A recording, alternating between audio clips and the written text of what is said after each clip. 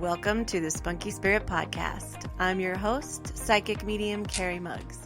This is where we learn all things spirit, everything from spiritual gifts, awakenings, ghosts, aliens, and starseeds. Nothing is untouchable, but always fun and spunky. I am honored to be on this spiritual journey with you, so make sure you hit the subscribe button so you never miss an episode.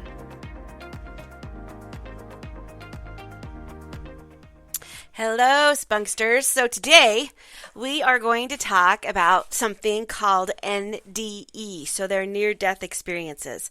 I have always been so fascinated with these ever since I was little. And it's so crazy because I had a friend send me somebody who, so I had bought books from Betty Jean Eadie and other books about near-death experiences. Always been fascinated with the other side because before I started doing readings, I didn't really know what the other side was like. I just know that spirits would come. I could see spirits come and go. So when I started doing readings, it was interesting to me that the spirits that would come through would kind of explain the other side as the same as some of these near-death experiences that I had always read about or I had read about. And I didn't want the near-death experiences that I'd read about or to taint what I was learning from the spirits. So sometimes they are different according to everybody's experience. So I think just like our journey on Earth, I think everybody's journey to the afterlife can be similar, but yet different. And there's not always some near-death experiences. Some people, there's very few that didn't have great experiences. And I don't know if it's because they were already full of fear or if there was some fear inside them. I don't know how to answer that. So I'm going to focus on the ones that are good and uplifting, and they're all similar and they're fascinating to me. And a lot of the information I've gotten are some of the books that I've read, even by doctors. And a lot of the information too is from a website called nderf.org.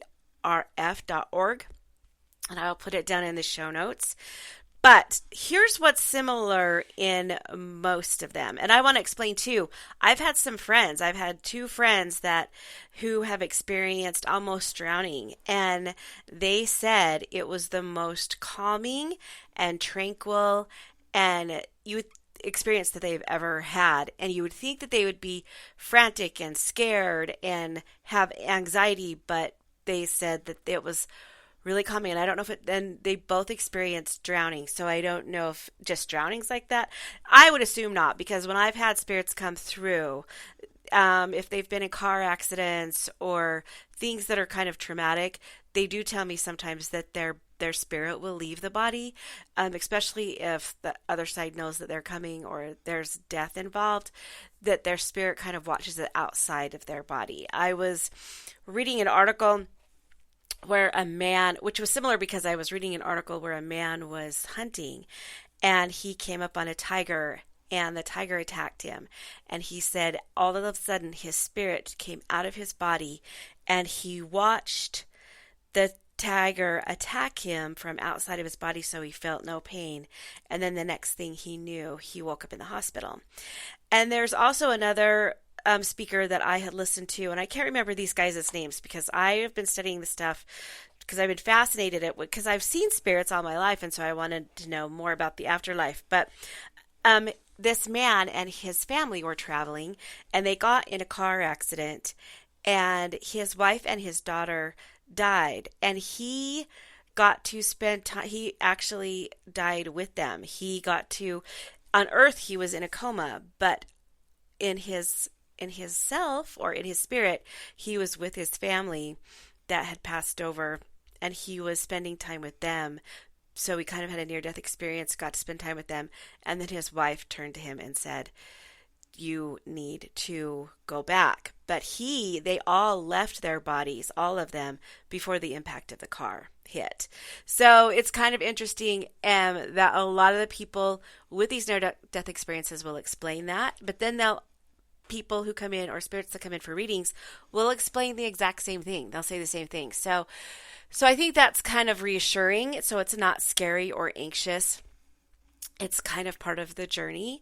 When you make that um, what is it called? That transition. Thank you. I need to like, you think I would know these words before I start, but you get the raw Carrie. So, um, now most of them start off with that they can feel or hear their spirit leave their body. So they feel a pop or they feel a swoosh or they hear a swoosh and they look down, they float above their body and then they see their body laying on the ground or laying wherever it's at. And this is common to also astral projection. Now, let me just say here too, a lot of scientists don't believe that this is a spiritual thing. They think that our brain still continues to work and the dopamine or the scientific part of it that the rush gets us to hallucinate or to have these hallucinations. And so, as much as I do the spiritual work, I'm pretty sure 100% I am 100% sure that there is an afterlife and this is what happens. But there's still some people out there that don't believe that. And that's okay because you know what? We're all where we're supposed to be in our belief system right now. So, yes, lots of people think that this is just a hallucination or something that's just like dopamine induced or the chemicals in our brain cause these scenarios to happen. So, anyways, back to what most stories indicate, and then they lift outside their body. Some people talk about being able to think about a place and being there immediately, or this is kind of going further ahead. But some people, when they pass over, they talk about a tunnel, or they talk about a gray mist, or some people talk about that there's not even that at all. There's just a bright light. Most everybody talks about the light, and it's not like a big light that you see on a stage. It's a light that consumes you, or a loving light that has feeling to it. And it's interesting because one of the near-death experiences that a friend had sent me on a video, she said that she realized she was passing over doing the transition. And she thought, well, where's the tunnel? I've always heard that there was a tunnel. And all of a sudden there was a tunnel that appeared for her because she was thinking of the tunnel. And other people have thought the same thing, or they think, oh, where's Jesus? Or where's our family? Or who's this? And they create that with their mind. So this is where it gets kind of interesting. Some people see Jesus. Some people see their family members. Some people see Buddha. Some people see, I think, to my own belief, this is 100% Carrie, I believe that whatever we believe in is what the spirits or the afterlife or source or angels or our guides will send us, because we won't be so shocked with the transition. It'll be kind of what we were expecting anyways.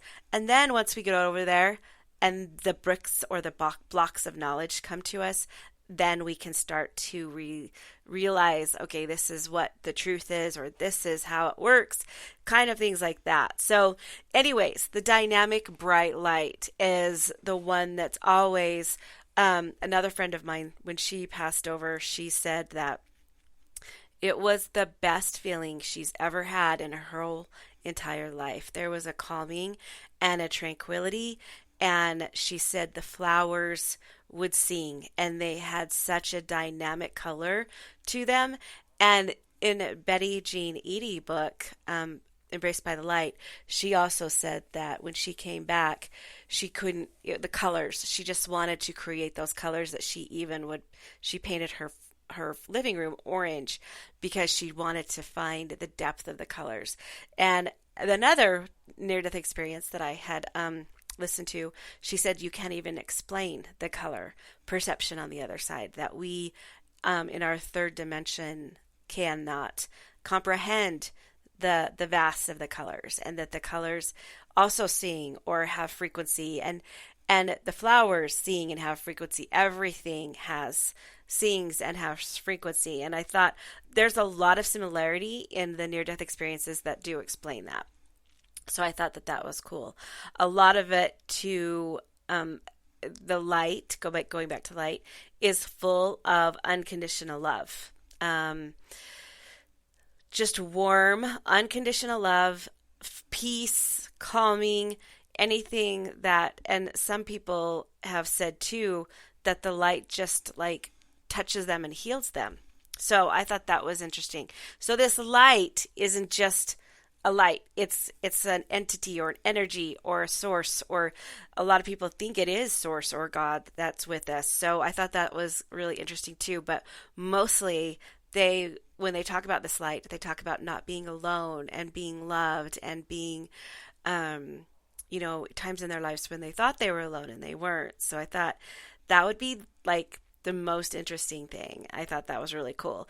And a lot of people talk about meeting family members or seeing parts of their soul family or meeting their guides or meeting their religious angels like Jesus or Buddha and things like that. So I guess everybody's different. Some people go over and don't see their religious person. They see their soul family. There was one lady who talked about 5 beings that met her that she didn't even know on this earth, but she knew from past lives, or she knew from before she came to earth, that were very much a part of her life's other lives. And she kind of acknowledged that there's more than just earth, that she realized. And this is another thing too, is a lot of them say that they will get blocks of knowledge, like without anybody telling them anything or anybody actually talking. It's almost like telepathy. They'll just get blocks of knowledge and understanding all of a sudden. And I just kind of think I imagine them being like downloads. Like when we talk about being on earth and meditating and getting downloads. The thing that I think is interesting is no matter what we try on earth, our main goal is to feel that bright light, to feel that calm. When we do things like meditation, breath work, plant therapy, plant medicine, any kind of drugs, what we're trying to really feel is, I think, that going home or that light. And I think that is really interesting. That's what we miss. That's what we want. We know it deep in our souls, and that's what we're searching for. And so sometimes you can reach that in meditation. Sometimes you can reach that in breath work or even plant therapies or plant medicine. And I think that's beautiful. But some people reach it. They have these experiences in near-death experiences, and I wouldn't recommend trying near-death experiences, honestly, because then you might not come back. But so, anyways, I just thought that was so interesting that our core knows this place exists, and our spirit knows truth, right? And we know that this is there. And so I think that's often remarkable. And, I think that's the amazing part of it. So like I said, a lot of people talk about the scenery. I remember the scenery when my grandpa was going in and out of his spiritual like his transition.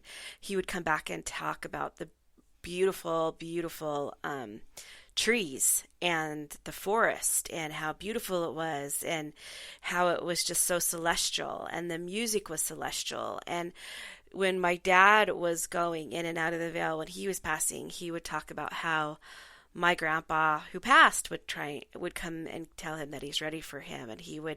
And my dad would be like, I'm not ready to go yet. And my grandpa would be like, then I'll come back. And it's just so interesting. And even my dad would tell us about when he was going in and out of the veil. I think I've told many people about the fish hook story about how my dad was going in and out, and my brother had been getting ready to go fishing the next day, because this is really how he was trying to get through it. He used to go fishing with my dad, so it helped him connect, I think. And he dropped fish hooks all over the floor, and he had a 2-year-old little girl, and they were so afraid she was going to step on the fish hooks. So my brother stayed up all night picking up the fish hooks, and then the next day, he didn't tell anybody. And the next day he went home to visit my dad, because my dad only had days, maybe just a couple days to live. And as soon as he walked through the door, my dad asked my brother, did you get all your fish hooks picked up? So I thought that was so interesting, because it just proves that there's this afterlife, there's this thing, there's this ether, there's this spirit, there's this thing. And I think that's just so amazing. And so celestial places, celestial people, celestial, all the things that that you can imagine that are good and bright and loving are there. Now, there have been, again, some people who have not had those great experiences, and I don't know why. I don't know why. There's only a handful of them, but I wonder if it's because maybe they are not right with themselves. They maybe, have fear in them, or they were scared. I don't know what that is, but again, this is everybody's journey is different, right? And so, anyways, I am the one thing too that they look at. There's a couple other things that have been similar with all of the near death experiences that I've kind of looked at is there's a life review. Now, this does go with what spirits tell me when they come through. They look at their life review. But I want you to think of this like a lot of people will be like, well, that sounds scary to me, or I don't think God would do that to me, or make me live through that again. But here's the thing. This is how I kind of explain it. When we're on earth, we have a radio dial for our emotions. And on earth, our emotions are at a 10. This is like the loudest it can go. And we've got to figure out how to control those emotions or process those emotions, right? When we go to the other side, we still feel emotions, but not nearly to the extent we do here. So the volume of the emotions go down to 2, or they go down to a 1. So we watch these life reviews unjudgmental. Nobody is judging us. We're not judging ourselves, but we see our review and we can see different ways, what different choices would have made or things like that. But when we watch these review, we see how our choices affected other people. And a lot of times the spirits will come back in readings and apologize for things that they did on earth, and they'll want to make up for it on the other side. Just because they're on the other side doesn't mean they're gone and they don't ever, it just means they're still with us, just in a different frequency. And so when they want to try and help our lives, just like when they were on earth, they want to try and help us they want to try and bring abundance to us and blessings and all that kind of stuff. And so when they kind of see how some of the choices that they made and how they affected us, they don't feel like they're obligated, but they want to out of love. They want to help us out of love. They want to right some of their wrongs. And so that's just kind of my see on it when they come through in readings and talk to me about that or say they're sorry. But a life review is something not everybody with a near-death experiences, but some do. And they get to see how their choices affected people or how their choices, and a lot of people get to see what their mission is on earth, but then they can't remember when they come back. That veil is like, or some do remember and they try to process that mission. And so it's just kind of interesting. They do say that there is just this autonomy about everything is one. We're part of Source, or we're part of God, and they feel that. They feel like they belong, like they're coming home. So I thought that was pretty interesting too. And another thing too that they talk about is time. So people can say they were on the other side for 10 or 15 minutes on the operating table, but they felt like they were over there for hours and hours. And even spirits that come through will talk during readings, they'll say the same thing. Time is different for them. It's not linear like it is here. We've created time. It's not past, present, and future. It's all incumbent. And so I thought that was interesting too. When they're over there, timing is so different. And so I just am fascinated by it. And not because, I think it's because when I was little, and I was experiencing these spirits and seeing my ancestors, I wanted to know where they were, what they were doing. And now that I actually do readings, and they come through and kind of tell me similar things, I think that that's interesting. Now, not every spirit says the same thing. Sometimes spirits want to experience their death, so they won't leave their spirit. Their spirit won't leave their body super fast. But most of the time, anytime spirits come through, they say they did not suffer. They didn't suffer. And I thought that was very graceful by the, grace of God. I thought that was awesome. So here are a few near-death experiences, just snippets of them on the Near Death Experience Research Foundation website. And I will leave a link to that in the show notes.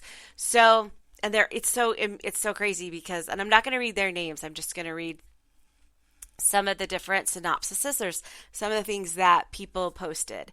And so these are not secret. These are on a website. So, and I will put that again, that link in the show notes. So this one it was like, he says it was like a Peter Max poster, and I don't understand what that is, but I saw the most vividly beautiful psychedelic colors that I've ever seen in my life. And I felt a peace like I had never felt before. It was actually the most beautiful thing. I also told him that I was annoyed that they brought me back. That's a big thing, is people get mad or kind of sad when they have to go back. They do. They don't love that. That's I kind of thought that was funny. Okay, so here's another one. These beings knew me and I knew them, and there was a deep bond between us. Being able to undertake all these processes of knowledge together and at the same time to communicate with them telepathically, I never ceased to be amazed at the power that I was, and how I could have forgotten about this, and how I had believed that I was that character who had oppressed me in this way on earth and with all its trivial needs. And I think that's kind of amazing too, because a lot of people do say that. They go over there and they don't realize they forgot how much power they had or how powerful they are. And one lady even said she wanted to go back and be like, well, people got to know this stuff.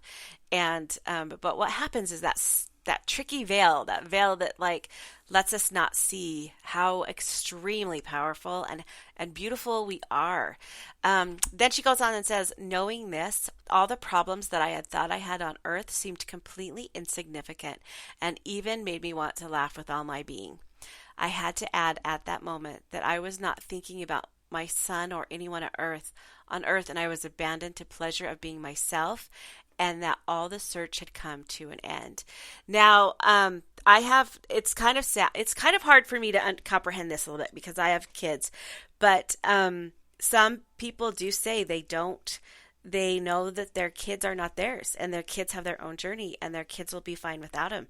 And so that's a struggle for me, because because on this side, we're left very sad, and we're left very broken, and we're left full of grief, and we're left missing that person.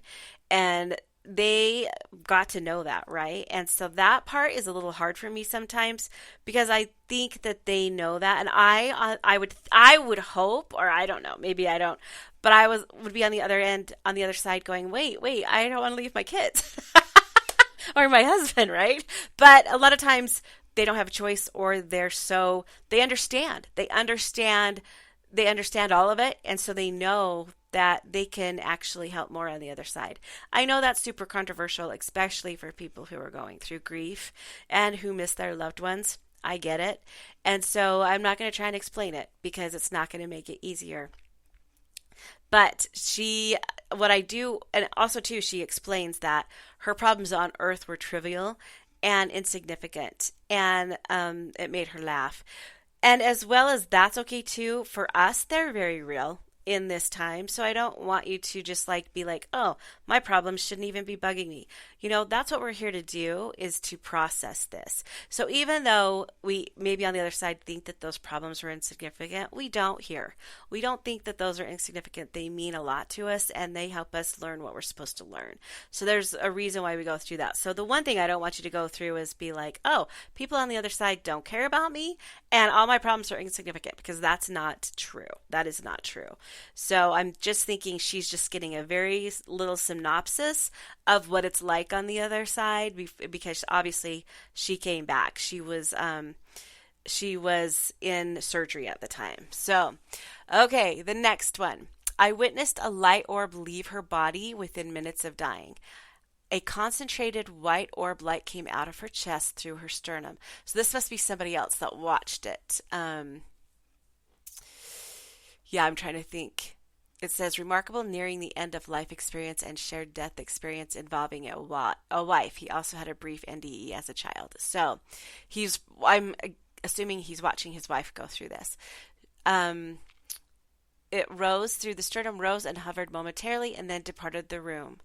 I thought I was imagining things until the physician assistant asked me if I saw the light.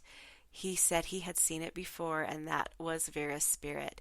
He also said he sensed a great deal of holiness in the room, as I did too. So that was interesting. The next one. This was um, is a dream with an awareness of Jesus, and the contributor was a priest and an attorney. He said there was no tunnel, but there was a bright light. It was full of love. It was all encompassing. I understood it to be the Savior, Jesus Christ, but I couldn't see the person in the light. The light was bright and beyond description, yet not uncomfortable to look at. In fact, I couldn't look away. It was the most comfortable I've ever been. I've never felt such complete love. I thought that was cool. In another one that I read too, she was talking about how the light was so bright and so much love that she did start to feel a little bit of uncomfortable, and as soon as that she couldn't handle it. Not that she didn't, just that it was so overwhelming. And as soon as she thought that thought, then it toned down a little bit. So I thought that was interesting too. This one was, he was 15 years old and he was struck by a car while riding a bicycle. While I was out of my body, I felt no physical pain. I felt comfort and a certain peace. In an instant, I suppose I had accepted my death. I heard communication that was not an audible voice. I was told that I must return because it was not my time. So that was, he was hit by a car while riding a bike. So obviously that was that out of body. The spirit came out of the body, which is what a lot of people say. So I'm going to read a couple more and then we will be done. I remember, look, this one is by a guy. He was due to an enemy attack with an explosive device. So I'm wondering, I'm not really sure. He was probably attacked. I wonder if that was like in a war or something. But okay, so I remember looking down on my body and thinking, man, they've got me. This is where my story ends. I was looking at all the destruction. I saw the wheels and the tires still attached and fuel tanks flying hundreds of feet outward. I didn't see a light. I just remember looking down and saying, this is not how it's going to end for me. And then he was back in his body. That was an interesting one too. Now this one's really interesting too. She fell. This one was due to a fall and then being run over by a train. So I see when she passed over, I saw the most beautiful goddess sitting on a throne. On her right side sat an owl. The owl was radiant, shining eyes, and stared at me. Then the goddess says, the sword on the altar is a gift for me. She told me that the sword is not sharp and that it was not for fighting. Rather, the sword can be used to find solutions. For instance, it can solve the largest and most difficult problems. So, my vision faded to a tunnel and I found myself in a presence of a large, dark, human-like entity with black feathers like wings. The entity, whom I call Quinn, held me in his arms and his wings wrapped around me, providing a sense of comfort and protection. After the experience, I found myself outside my car trying to help the other passengers, feeling as Quinn was still with me. So I thought one was a 15-year-old boy in a car crash and the other one was the girl who fell and ran over by a train. The one that was with the train was the one who had the goddess experience, and the boy in the 15-year-old was the one who had the feather-like wings, the entity. And I love how they both saw a different figure, right? They both saw, they both felt protected, the sort of protection. They both felt that this spirit was with them, protecting them. And they both completely it wasn't a Jesus, it wasn't a Buddha, it wasn't a religious figure, it was a goddess and an owl. And then the other one was an entity with feather-like wings. So I thought that was kind of interesting. Everybody is so different. And I think that what we're expecting is sometimes what we will get at first. The last one I'm going to read is by a guy who was struck by a car at the age of 6. I was bathing in a soft, warm light. I heard soft kind of music. I felt perfectly fine. And then I saw a door in front. It seemed to me that I heard a voice filled with love, and it invited me to come and open this door. I approached the door and started to turn the handle. The door opened slightly, and I could see a light halo that was even more powerful than the one which I was already. Everything was softness and well-being, and I didn't feel any fear at all. And the reason why I wanted to read that one is because this child was 6, and I know a lot of parents are afraid that their child is suffering or afraid when they pass over, and it's kind of good to know that they're not. That when they actually do the transition, they're not suffering.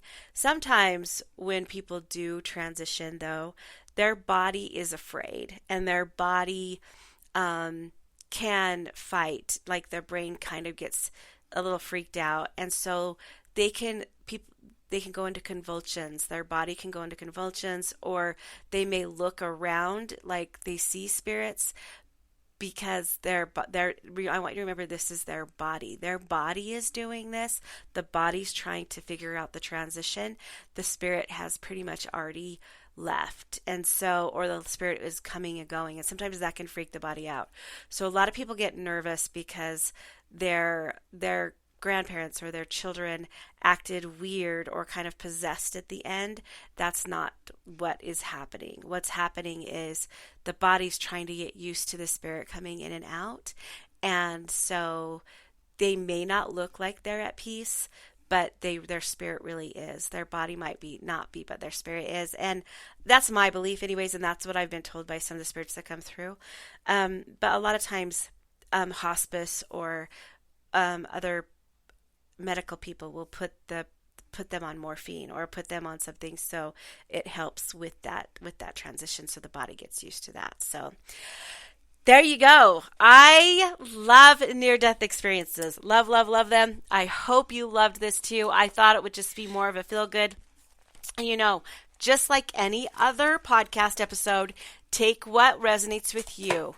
You don't have to take all of it. You don't have to listen. You don't just take what resonates with you, what your spirit knows to be true, and take that and go with that, because that's what your journey consists of, and that's what you and your belief system needs for your journey right now. So I love you guys so much, and I want you to remember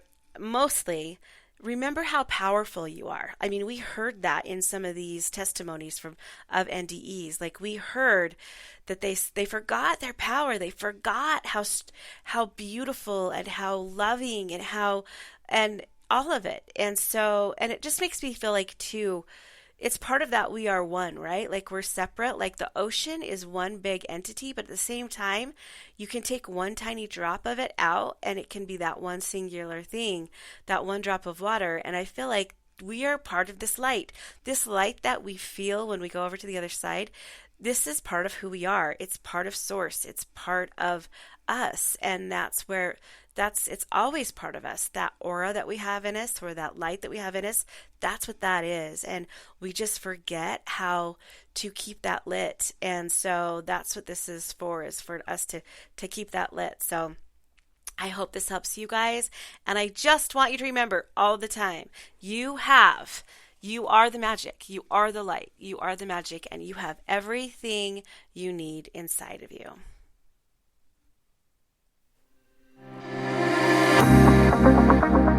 If you liked this episode of Spunky Spirit, please share it or subscribe so you never miss an episode, and share it with those of you who think will love it.